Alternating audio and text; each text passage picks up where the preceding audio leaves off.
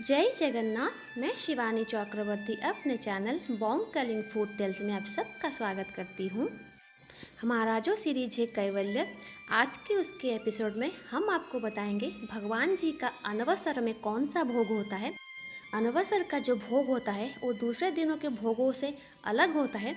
तो क्योंकि भगवान जी इस समय अस्वस्थ होते हैं, तो उनको स्वस्थ रखने के लिए, उनको स्वस्थ करने के लिए कुछ ऐसे भोग दिए जाते हैं जो हल्के फुल्के होते हैं। डेली जो भोग होता है उसमें बहुत ज़्यादा घी और मसाले भी होते हैं भगवान जी के भोग में, लेकिन अनवसर भोग जो होता है वो स्वतंत्र होता है।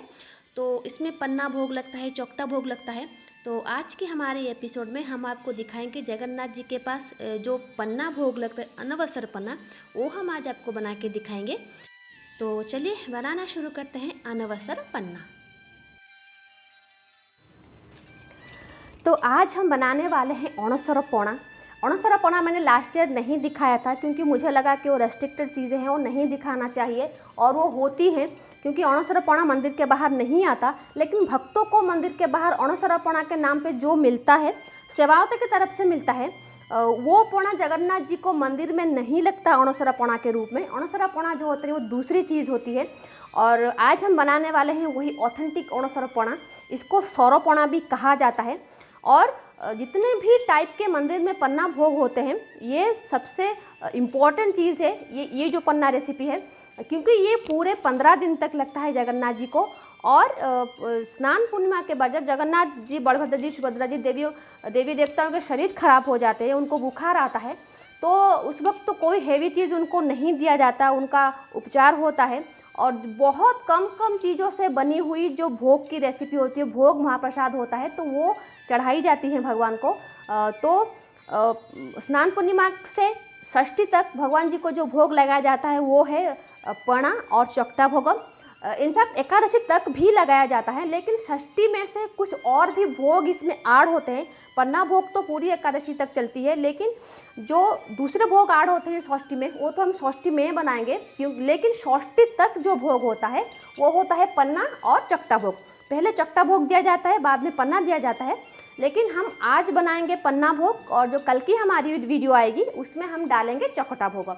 तो जैसा मैंने कहा कि इसको सौरपौना भी कहते हैं, तो चलिए जानते हैं इसमें क्या क्या सामान लगेगा। बेसिकली इसमें 5 सामान लगते हैं और कुछ नहीं लगता। इसमें हम दूध डालेंगे, दूध जाएगा, शक्कर जाएगी।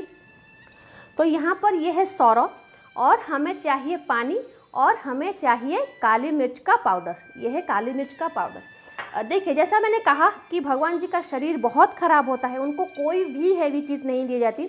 शरीर खराब मतलब होता है उनको सर्दी और बुखार होता है, और जो भी भगवान जी को भोग चढ़ाया जाता है वो सारी चीज़ें ऐसी होती हैं ताकि सर्दी को भगाया जा सके, भगवान जी को स्वस्थ किया जा सके।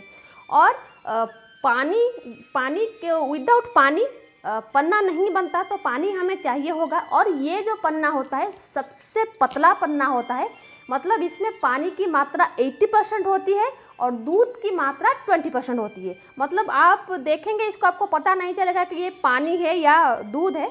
तो उसी तरीके का ये पन्ना है, बहुत पतला दिया जाता है। और उसके बाद एक काली मिर्च का जो इस्तेमाल होता है सर्दी को काटने के लिए, हम घर में भी जब काढ़ा वगैरह बनाते हैं उसमें इस काली मिर्च का इस्तेमाल होता है। तो इसी तरीके से जगन्नाथ जी को स्वस्थ करने के लिए, सर्दी से निकालने के लिए, जगन्नाथ जी, बलभद्र जी, देवी सुभद्रा जी, सबको निकालने के लिए सर्दी से बाहर इस काली मिर्च का इस्तेमाल होता है। तो सबसे पहले हम इसमें बनाएंगे भोग। तो इसको हम डालेंगे इसके अंदर। ये दूध हमने लिया है, मैंने तो लिया है बहुत दूध, लेकिन हम डालेंगे इसमें बहुत कम। और जैसा मैंने कहा, पानी के बिना वो पन्ना नहीं होगा, तो इसमें हमें बहुत ज़्यादा क्वांटिटी में हमें इसमें पानी देना होगा। तो ये देखिए कितना पतला हो गया है। और उसके बाद हम डालेंगे इसमें शक्कर। मंदिर में तो छाछी का इस्तेमाल होता है, लेकिन हम यहाँ पर शक्कर का इस्तेमाल करेंगे। हम शक्कर इसमें डालेंगे, और उसके बाद डालेंगे ये सर डाल के इसको ज़्यादा, मतलब सिर्फ उंगलियों से मिला देना है क्या, ताकि सर इसके ऊपर दिखे आपको, मतलब मसलना नहीं है, इसको सिर्फ मिला देना है। इसीलिए इसको बोलते हैं सौरपौना। तो सिर्फ उसको मिला देना है इससे, हाथ से। ताकि शक्कर जो है अच्छी तरीके से मिल जाए। मंदिर में तो छाछी यूज होता है, वो तो मिल जाता है आसानी से। और उसके बाद हमें क्या करना है, ये काली मिर्च डाल देना है और थोड़ा सा मिला लेना है। तो ये देखिए जो हमारा अणसरपणा है ये बनके तैयार है। ये हो गया ऑथेंटिक मंदिर का अणसरपणा। लेकिन मंदिर के बाहर जो भक्तों को मिलता है उसमें, क्योंकि ये वाला पन्ना जो है वो बाहर नहीं जाएगा, तो ये जो होता है ओड़ी, इसको बोलते हैं ओड़ी। एक बड़ा ओड़ी होता है और एक छोटा ओड़ी होता है। मतलब बड़े वाले ओड़ी में 14 दिए जाते हैं और छोटे वाले ओड़ी में भी 14 दिए जाते हैं। तो टोटल 28 ओड़ी दिए जाते हैं भगवान को। उसमें से राजा जी का भी भाग होता है और सेवायतों का भी भाग होता है। तो मंदिर के बाहर तो वो आएगा नहीं, लेकिन मंदिर के बाहर जो लोग अणसरपणा के लिए वेट करते हैं उनके लिए क्या होता है, जगन्नाथ मंदिर के जो सेवायत होते हैं वो अपने तरफ से पन्ना प्रस्तुत करके देते हैं। उसमें छेना भी होता है, सर भी होता है, दूध भी होता है, रबड़ी भी होता है। मतलब वो बहुत सारी चीज़ें एक्स्ट्रा डाल के उसको मंदिर के बाहर जो भक्त होते हैं उनको देते हैं। लेकिन जो मंदिर का जो ऑथेंटिक पन्ना होता है वो ये है, जगन्नाथ जी को कोई भी हैवी चीज़ इस टाइम पे नहीं दिया जाता। तो अगर मंदिर के बाहर आपको कोई अणसरपणा मिलेगा तो उसमें आपको रबड़ी मिलेगा, छेना मिलेगा, कपूर मिलेगा, चंदन मिलेगा, बहुत सारी चीज़ें मिलेगी।